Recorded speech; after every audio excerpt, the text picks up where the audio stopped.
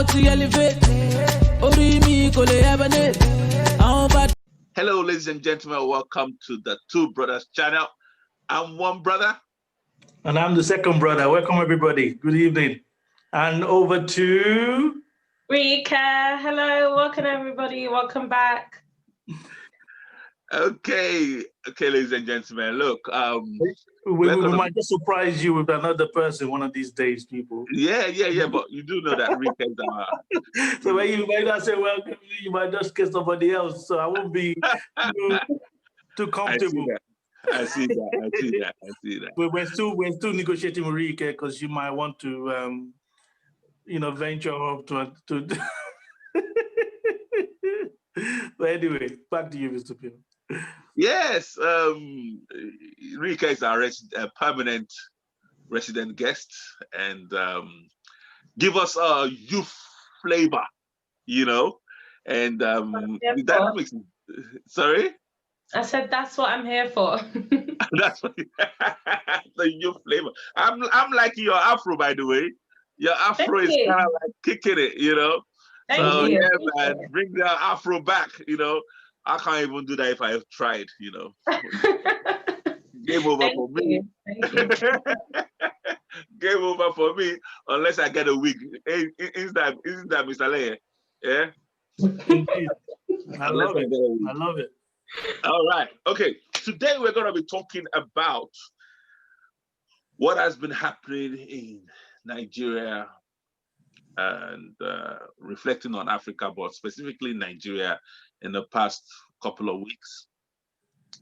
We did a couple of videos talking about that, and the first one we did was evolution or revolution, and there I was a bit apprehensive, and I explained why, and then unfortunately the shootings happened.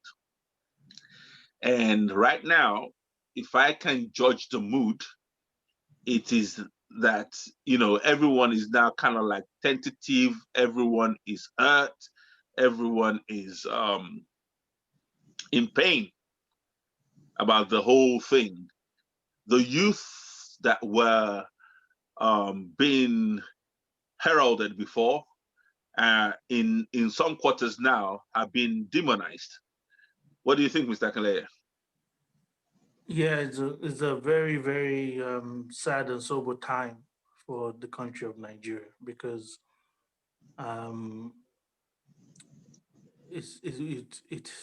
it was I was speechless on the 20th of October when youths that was demanding for the obvious. It wasn't, they weren't even really demanding for themselves, really. We're just asking for a change in the way things are run, and starting with the NSAS movement. And being here in the UK, I've been part of the same movement, and I've been demonstrating here. And, there hasn't been any attacks on my persons, whether it be physically or by the police, even during COVID. So now to see the reaction on the other side of the pond in the country, in Nigeria, so how they left the youth, and I just feel a great disconnect between the younger ones and the rest of the population.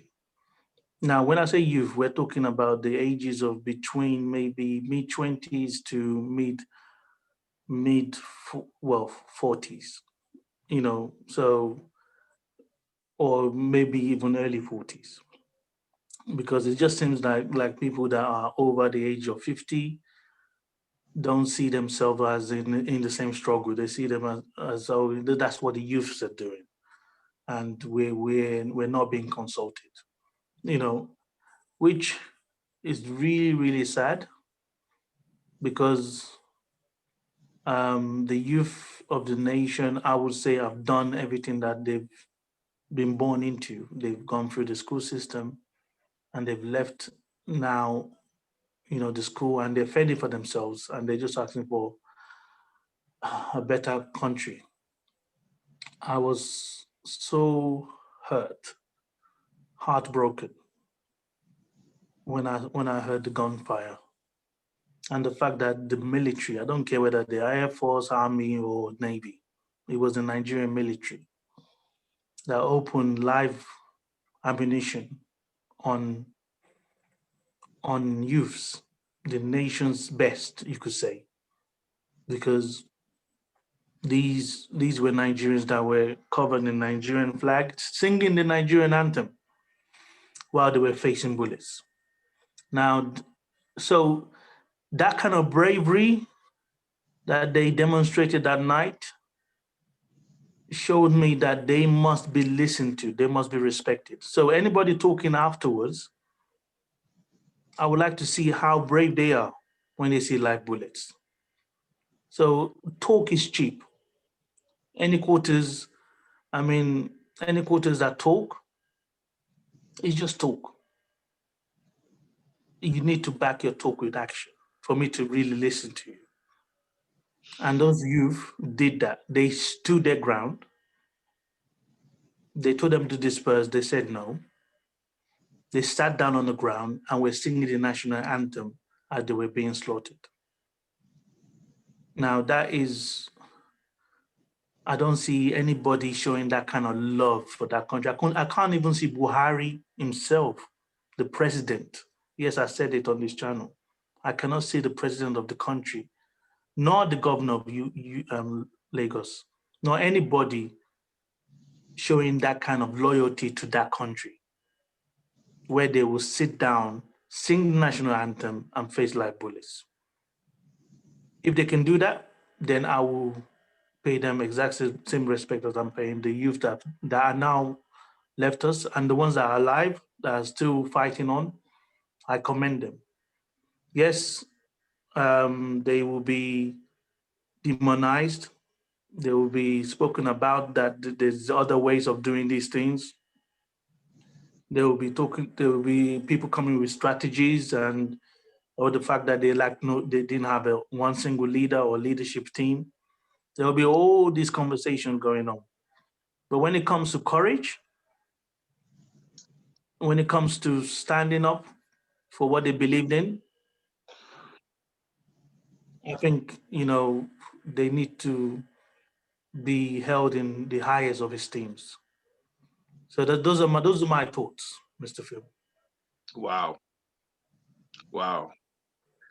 Let me just say that I echo your sentiments, and they truly displayed true loyalty and true love for that country, more than anyone else can say, like you pointed out. But before I go for that, let me bring Rike into it. How did it make you feel, Rike? The events that have been taking place for the past week or so have been very hardening on my heart, I was saying just last week that, oh my God, I'm so impressed with the way they all band together, the way they're unifying. But now, look what they've gone and done. The army has come in and just killed people. For what reason? Because they wanted a change.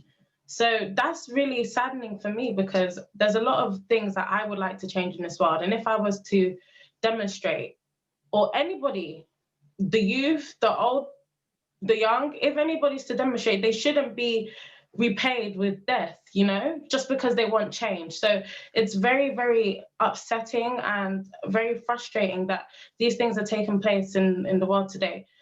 And it's just, I'll be scrolling through Twitter and I just see atrocity after atrocity, and I can't even go on social media anymore, because it's really hurting my heart to see my nation crumble like this. And for what? Because of small change.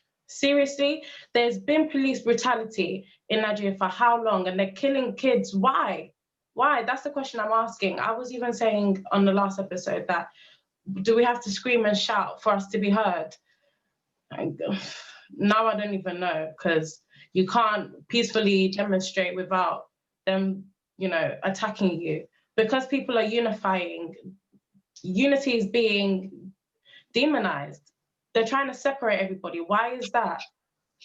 So I don't feel very accepting of the events. I'm very angry, if I'm honest.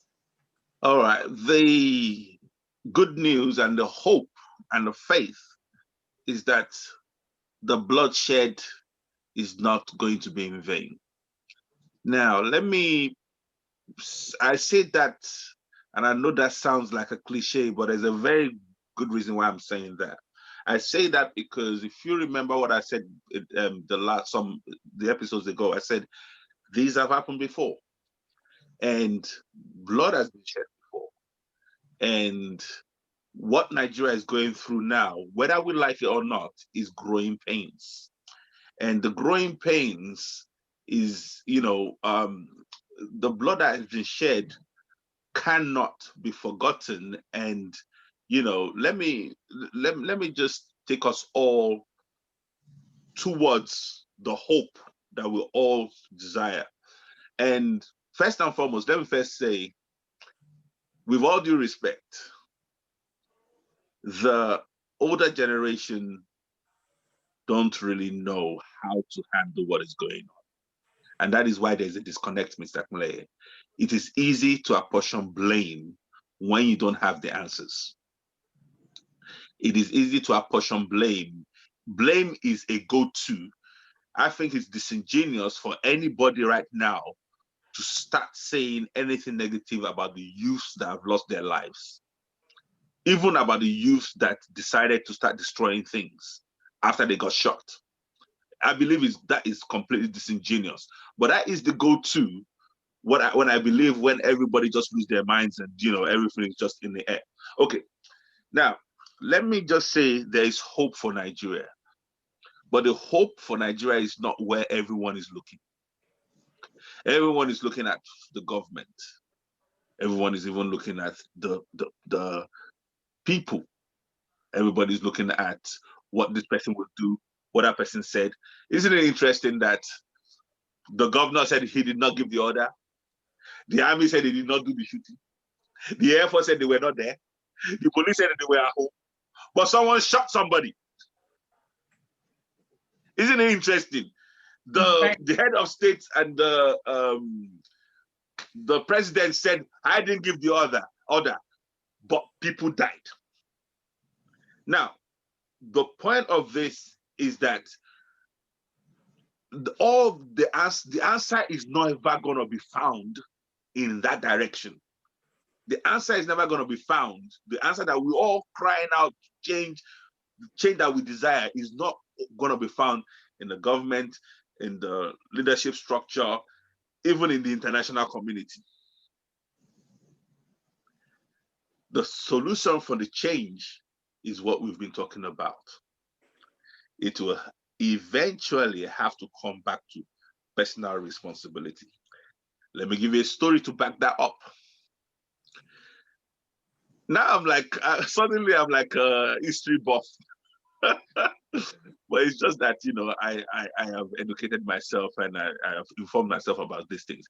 Did you know that after the Second World War, 2 atomic bombs were dropped on Japan?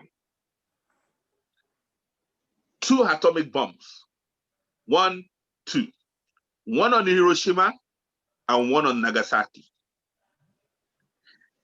So-called ended the Second World War. Now, one thing you may not know about atomic bombs is that when they drop an atomic bomb on any land, that land becomes completely obliterated. Not only does it become obliterated of houses, cars, human beings, anything, standing is razed to the ground. But that land becomes radioactive for thousands of years. I said, are you hearing me? I said thousands of years. So what does radioactive mean? It means that radioactive land, if you live near it, it's the plants, or if the plants will not even grow. But if they grow, They'll be so radioactive that it will go into your body and alter your DNA so that your offsprings now are not coming out deformed. They did not drop that bomb on one city in Japan. They dropped it on 2 major cities. I'm saying I'm going somewhere with this. That was maybe 80 years ago now, thereabouts. Might not be accurate, but it's not 100 years yet. And so they were devastated. They had nothing. Today, Japan is the superpower. So whatever problem we look at as Nigerians or Africans, nobody has dropped an atomic weapon on us yet. Without going too further, because I want to bring you guys in. Japan, apparently the elders got together after they were bombed.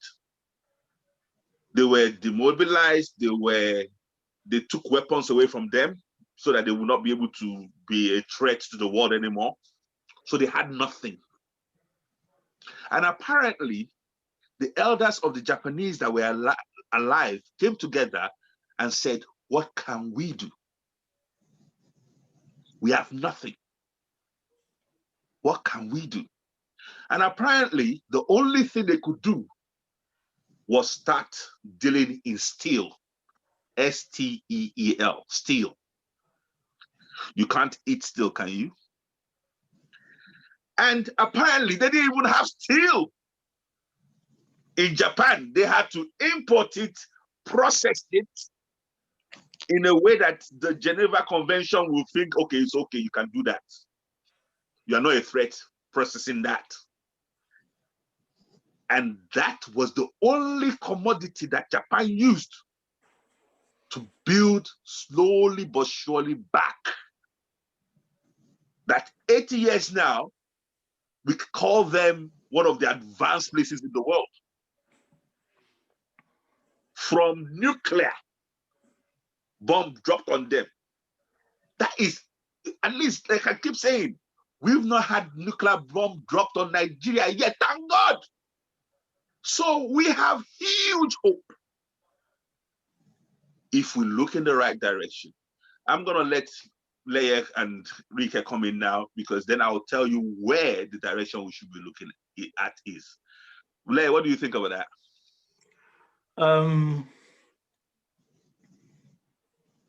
Yeah, it's commendable for Japan, because they refused to.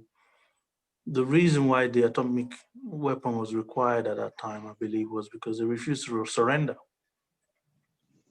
and they needed to break their will. And it took America dropping an atomic weapon on them for them to surrender. Funny enough, still, they did not drop you on Europe. They did not drop you on Berlin. They dropped it on Japan. Now, we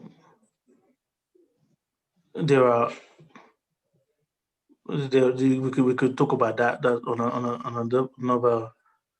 another night. But yes, I commend the Japanese, and I commend them for being where they are, from where they've come from to where they are today. Our history as Nigerians, as Africans, as motherland people, we don't belong to ourselves. We are under a pretense independence, which is not really. The minute you try and test the borders of your independence, you get strong resistance, which is what happened with the shooting. So I would just like to add to what you said there, that don't think that your fight is against your government, because there's people behind them that you need to be aware of.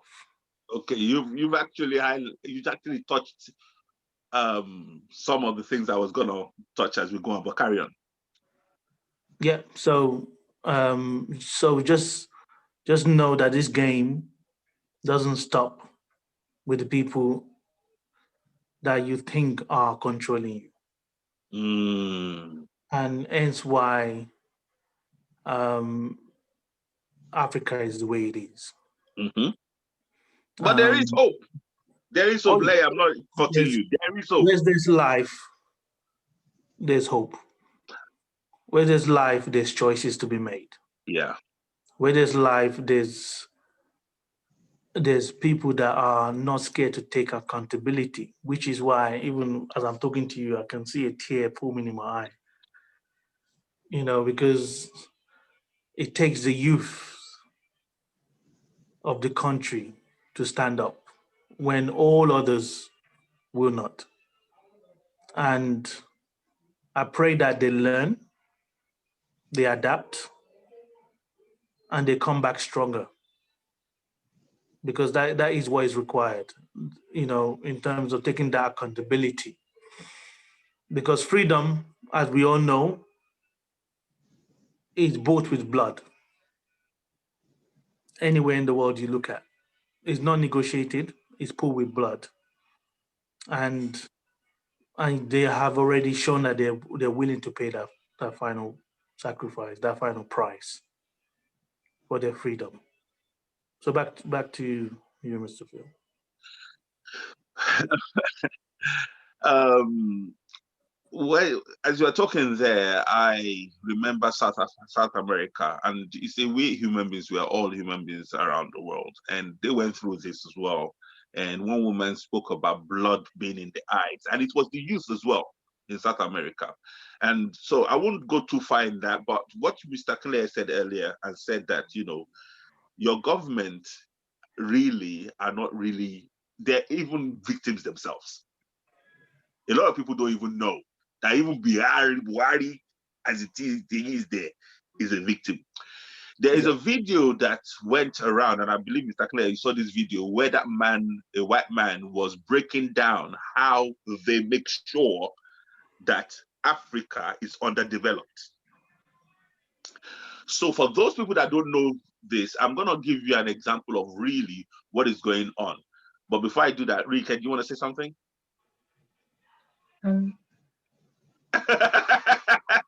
I just dropped Enrique's laugh like that.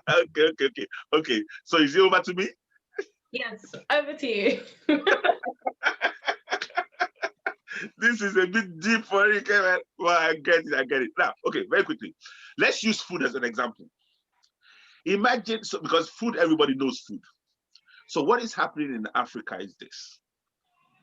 Imagine this, you came to Africa, and imagine in Africa, you don't even have to plant anything. Rice just grows naturally. Yam grows naturally. Peppers, everything you need to make food just grows naturally. You don't, you hardly even have seeds. It just comes out of the ground, no stress.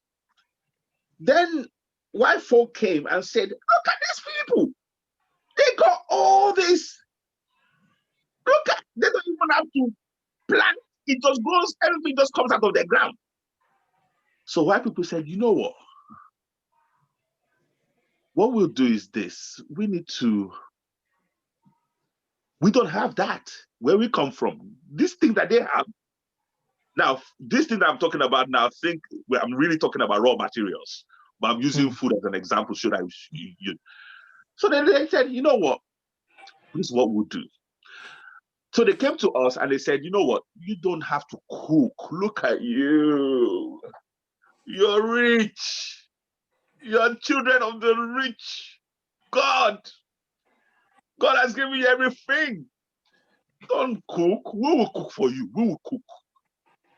We will cook. Just give us the raw materials. We have pots. They went to fashion pots. They even went to create restaurants. And they said, we have pots, we will cook, and then you just buy for us a fraction of what you're giving us your raw materials for, which is the food that is growing naturally on your ground. And our forebears said, you know what? Okay, cook for us. So they started. I'm just using these stories for you to see where we are today.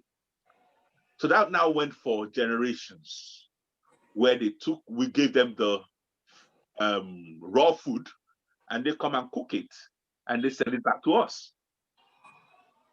Raw food in petroleum, they refine our petroleum.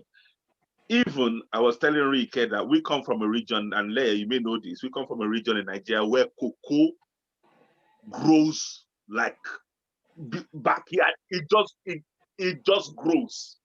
It becomes even a nuisance.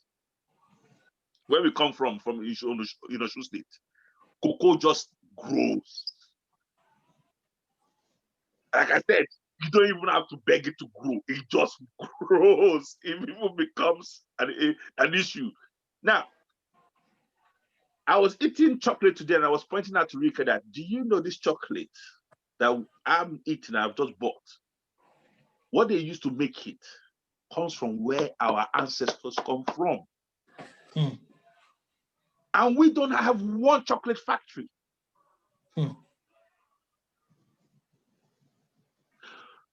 They've done that with all our mineral resources. So now we're now children that are used to eating in restaurants that are not owned by us. And to make it even worse, because this is the root of what is going on in Nigeria today, why everyone is suffering, everyone is fighting, everyone is stealing, is that everything that we have that we should use to be wealthy, we're giving it to people to cook outside and sell back to us. Yep. Now it's now higher. The price that they were now paying to buy it back is higher than the price of the raw materials we're giving them to cook. At the beginning, it was lower. That means that the price we were using to buy it was lower than what they were buying the raw materials from us. But over time, like they will say, kuru kere, kuru kere, slowly but surely, the price caught up, and now the price of our raw materials is lower than the finished product. Hence, I will use a mobile phone that has coltan in it. The coltan is bought like maybe $5, but the mobile phone is sold at $1,000 plus. The cocoa is brought by maybe two pence or two whatever, and I go to the shop and buy it at £5. So again, this is very important that Nigerians know this, that the solution, where we're gonna go, the solution really is production. And I was sharing with Rick yesterday, because if you don't produce anything, you don't have anything to. Wealth comes from what you produce and what that production fetches. Nigeria, for the past 50, 60 years, we used to produce cocoa, groundnut, palm oil. We used to do all that. But over time, we're now exclusively exporting. So the people dying on the streets now, remember, I keep saying everything affects everything else. So really and truly, these children, we need to learn, and this is probably, we're going to round up now because obviously our videos can become long, but we're children of the rich man. It's like we're spoiled children of a rich father. Let me repeat. It's like we're spoiled children. Africans, we're spoiled children of a rich father. We don't know how to take care of ourselves. We only know how to eat in restaurants. And the people that own the restaurants like it that way. They needed that to continue that way. So even in their so-called education, they're complicit in making us not, first and foremost, this is the sentiment. And you can't blame them. I'm not saying it's bad or good or evil. I'm just saying that you can't really blame them because they're saying, look, make sure they don't know how to cook. Because the day they know how to cook, we're in trouble. Yeah. Now, their education is complicit because some of us, over time, over history, we've tried to say, let me cook for myself. And then the mistake we make is we now bring a pot that we're trying to cook for ourselves. Then we now take it to them and to the restaurant and say, oh, look at my pot. What do you think of it? What do you think he's going to say?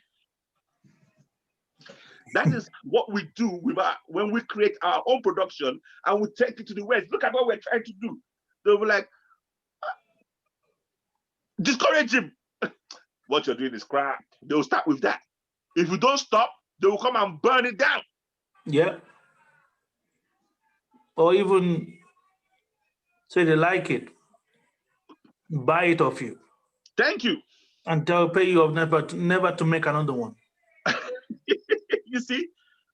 And so for them, it's survival. Africa being destitute, in trouble, is profitable for them. But then again, you see, don't look at it as evil. Look at it as it's not their responsibility. And that's another thing in their education. In their education, they make you think it's their responsibility to take care of you. No, that is your responsibility. Mm.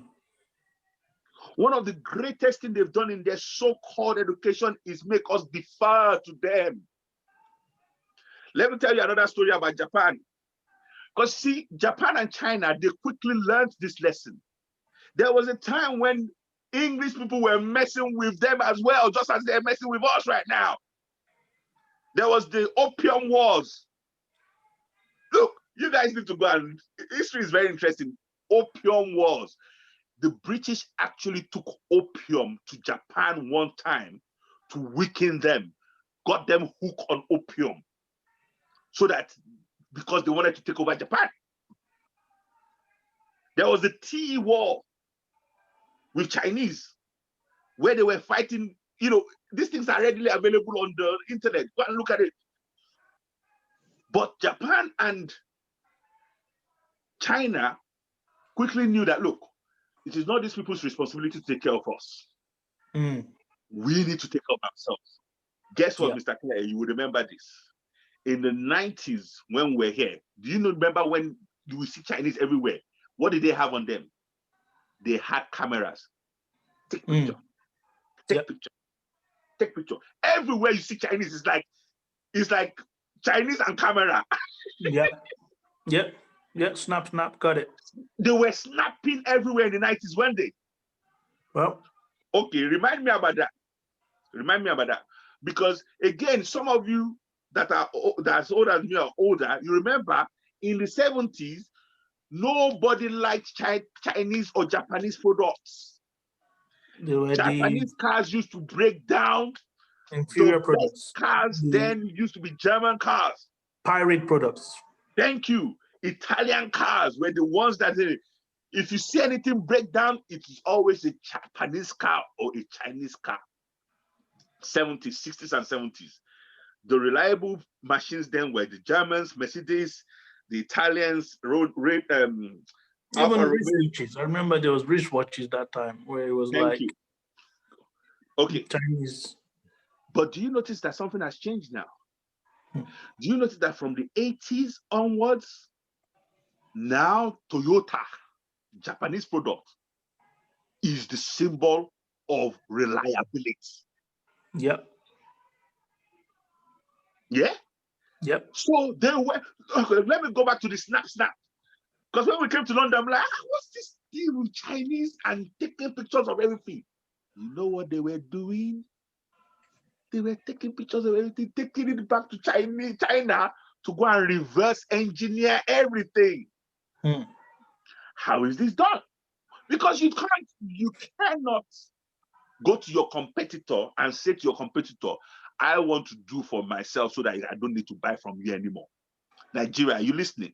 This is the root of your problem. And the solution to your problem is production. And when you say production, guess what?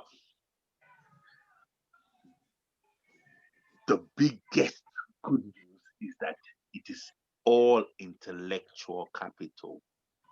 Yeah. You don't have, the good news is that you don't have to go and beg, steal, or borrow intellectual capital. The universe, just like the universe has given you raw materials in the ground, free of charge, same, the universe inspires you. You come That's from the why. stock of kings. There. That's why I was just going to add to what you just said there, that we look at Africa and everybody's looking at the raw materials, the cocoa, the oil, the gold, the diamond, the the palm oil, palm oil, the palm wine, the ogogoro that is even better than your English spirit. Mm-hmm. We're looking at all of this and we're amazed that we're blessed.